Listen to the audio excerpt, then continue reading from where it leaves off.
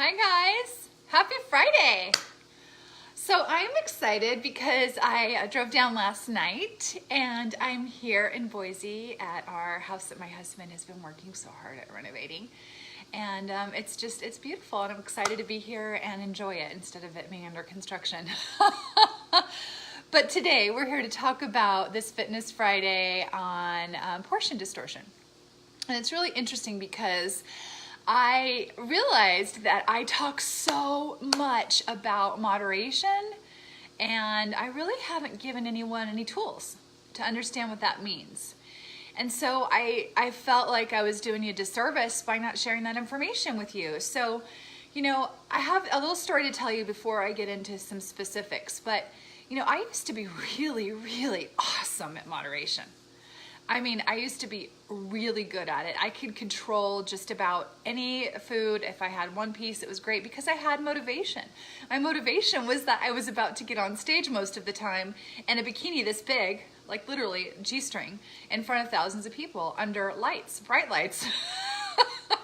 So if that's not motivation to like have moderation in your life, then I don't know what is. So I've shared that recently. It's one of my struggles, to be quite honest, is that, you know, I find that because I don't have that in my life right now, and because I'm not competing, moderation's harder for me. It really is. Hi, Colleen. Good morning. Moderation's a lot harder for me because I'm not, you know, getting on a stage. So I've really had to dial that in. I get on a kick sometimes, and when there's chocolate's hard, Butterfingers are hard for me. There's other things that are really hard for me. So I get it. But there's this really, you know, in our culture, everything is kind of supersized now. So it's really hard to understand mentally what a true portion size is.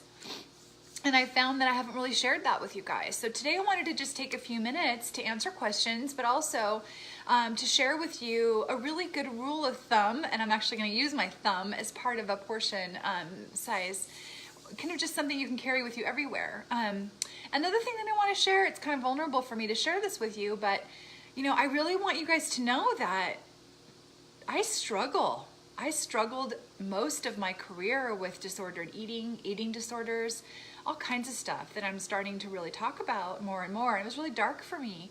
And a way that kind of takes me into that rabbit hole again, to be very honest, is measuring and weighing food. And so if you notice in my measurements and stuff like that, if you're doing my program and you've got my food nutrition program, things aren't measured. Because when I start measuring things, it starts to trigger this control, kind of obsessive behavior for me personally. And it takes me into a place that's not really healthy. And I just have to be really honest about that. That's part of my journey. And part of my promise to be truly authentic is that it's not a good place for me to be in. So I've decided to share with you a way that helps me without getting me into that position of weighing, measuring, and obsessing over those things. I actually interviewed, I'll be telling you guys about this, but I'm doing a summit on instead of striving for perfection, thriving in the bodies that we're in. And I interviewed another expert. Her name's Brooke Erickson, and she's a fitness professional that I've known for a while here in Boise. And we talked about how we have that same issue, that when you measure things, weigh things all the time, it causes this mental obsession. So the way that I've gotten around it, just to be really vulnerable about this, is the way that I get around that mental obsession with weighing and measuring food all the time, because it doesn't go well for me, is I use my hand. A lot of people have all these different techniques about what a portion size is and how you look at that. And it's like a golf ball size or a, you know, baseball size. I can't do that. Something that you can take everywhere with you is your hand. So it's a really good measuring tool. And so all parts of your hand can tell you different types of foods that equate to those portion sizes. So I'm going to show you that today. This is what I use, and I think it's a really helpful tool for you. So let's start with proteins. So this is an interesting thing. A lot of people say a deck of cards of protein. I don't agree with that all the time.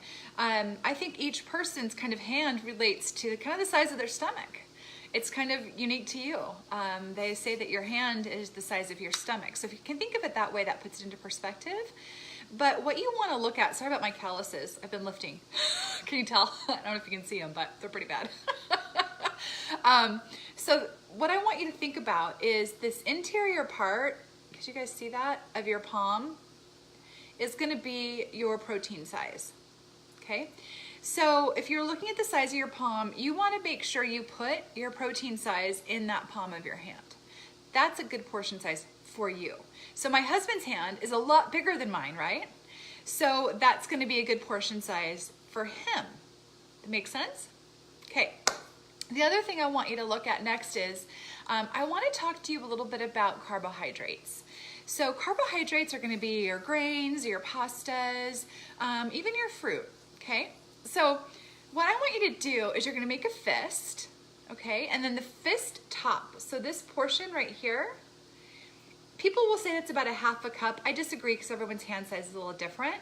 But if you look at this portion of your hand size right here, that's gonna be your carbohydrate size, right there. If it fits right there, that's about the size of what a half a cup is gonna look like. So that's fruit, that's rice, that's pasta, that can be quinoa, that can be couscous, whatever it is that you're eating is your carbohydrate, your complex carbohydrate or simple, it doesn't matter. That's what's going to be there, okay? So that's your serving size. Make sense? Okay. So now we're gonna talk about what it looks like to have a serving size of, say, broccoli, or let's just say something like that, like a, I don't know, I would say, you know, any kind of a green vegetable. So green vegetables to me are almost free. You can kind of eat them, you know, they're so good for you and they're full of so much fiber and micronutrients as well as macronutrients. They do pack some carbohydrates, but they really do get negated with the amount of fiber that are in them. So what I want you to think about is your entire fist size is your serving size of green vegetables, okay? So when I'm putting vegetables in my smoothie, I think about my fist size of spinach, I think about my fist size of zucchini, I think about all of that because I put all of that in my smoothie. If my cauliflower, I put it all in there in my smoothies. So that's what I think about when I'm thinking about vegetables. Now cauliflower is not green, but it's really, really high in nutrients and it has tons of fiber and very low in carbohydrates. So it's a really good choice. And it has a lot of vitamins in it. So I really like cauliflower for a lot of things. I make cauliflower rice out of it. So that's gonna be your serving size, your entire fist. Now remember, the carbohydrate side, the simple or even complex carbohydrate is just this size right here, okay? Okay, so now we're gonna move on with our hand. So now we're gonna open up our hand and we're gonna use our index finger. So at that top knuckle, right here, where your index finger, right there, is what you're gonna think about for your oil and your butter. So that's your serving size of oil and butter, about the tip of the top knuckle of your finger. Isn't that great? What a great way to like understand if you're getting the right amount of food. So your serving size, we're using your hand for everything. Hi, Lavier. I wanted to let you know I mailed your shirt and your protein powder because you won part of the challenge. So I sent that out to you in case you were wondering. It's in the mail. Okay, sorry, side note. So what I want to show you is that finger, okay?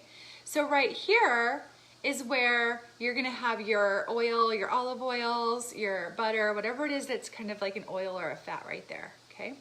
Make sense? That's serving size. So now we're gonna move on to the thing that gets me in the most trouble.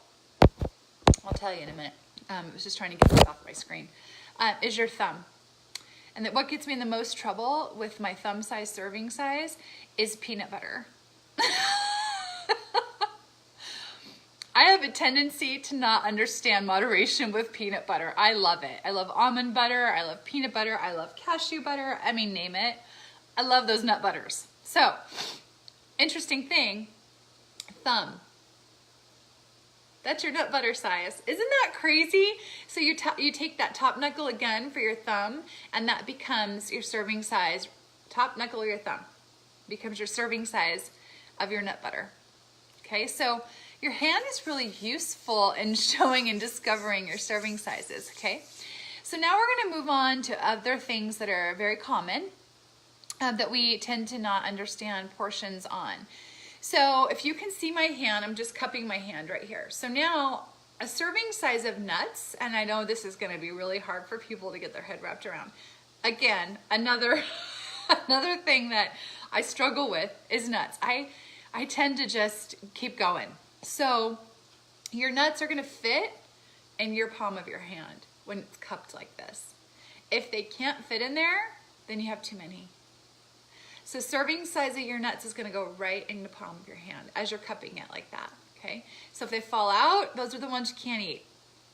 Make sense? So it's a pretty good rule of thumb, right? So those are some basics on serving sizes and portion distortion, but using this thing that you can take everywhere with you, your hand. So you don't have to worry about weighing or measuring. Just use your hand. Everyone's hand's different sizes. That's a really good indicator of what you need. My husband's, like I said, is twice the size of my hand. I mean, his hand's enormous. So he gets a lot more food than I do. Makes sense, but he's a 6'3" guy. So those are just the things that you can kind of take into consideration. So the other thing that I want to talk about for serving size is cheese. So we're going to go back to the nut butter analogy of your thumb. So when you're thinking about your hard cheese, you're going to think about your thumb. Now, instead of thinking about it in a size of the top knuckle, you're going to think about you can eat that much cheese. So from the base of your thumb up is your cheese right here. See that?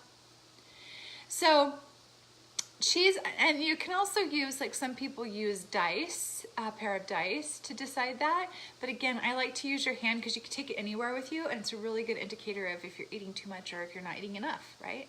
It kind of helps you understand, you know, what a good serving size is and a good portion is.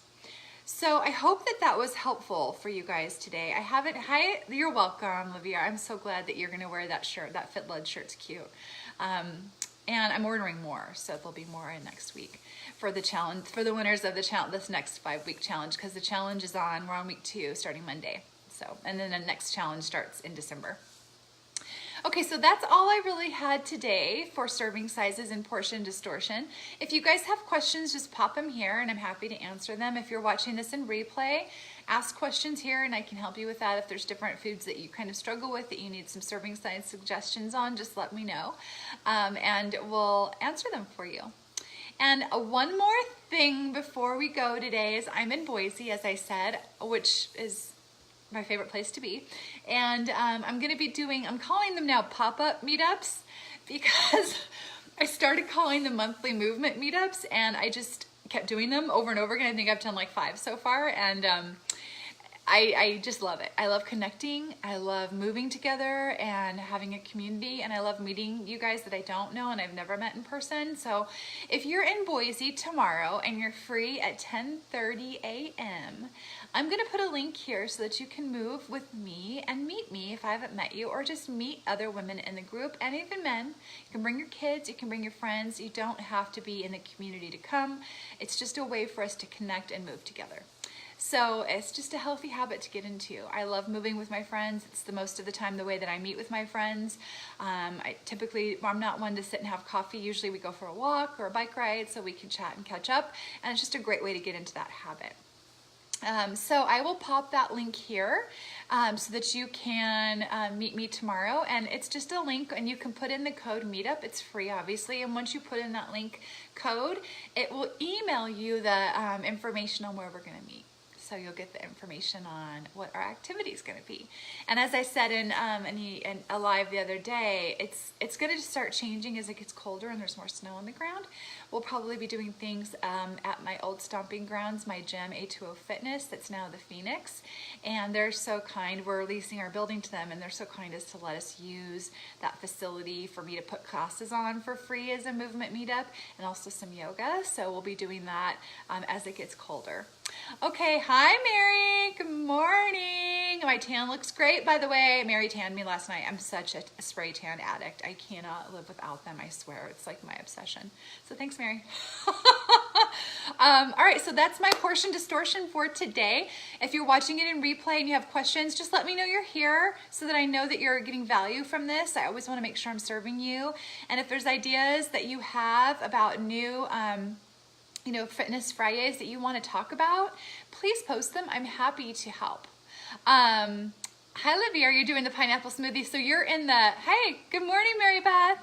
So Olivia, I'm going to pop on office hours in the other group, in the members only group for the challengers, and we can talk about the detox smoothies there. So you guys, if you're not doing the challenge and you're here in this group, I'm starting a new one on December 3rd for 5 weeks that will get you right on track and pull you right into the new year. And I'll also be posting a lot of holiday recipes, which will be awesome, so that you can make sure that you're doing the right thing for your body over the holidays and you don't have any regrets and you're feeling good and healthy and strong and energized and not stressed. So be on the lookout for that. And also in my newsletters, I'm putting some holiday recipes in those newsletters every single time I send them. So if you have not signed up for my newsletter, go to my website and do that, because once you do, you'll get all kinds of fitness tips and tricks that you're not even getting here. And you'll also get all the updates on what's coming down the line for the community. All right, guys, well, I hope you're having a wonderful, wonderful day, and have a great weekend. If I don't see you at the movement, meet up tomorrow. Bye.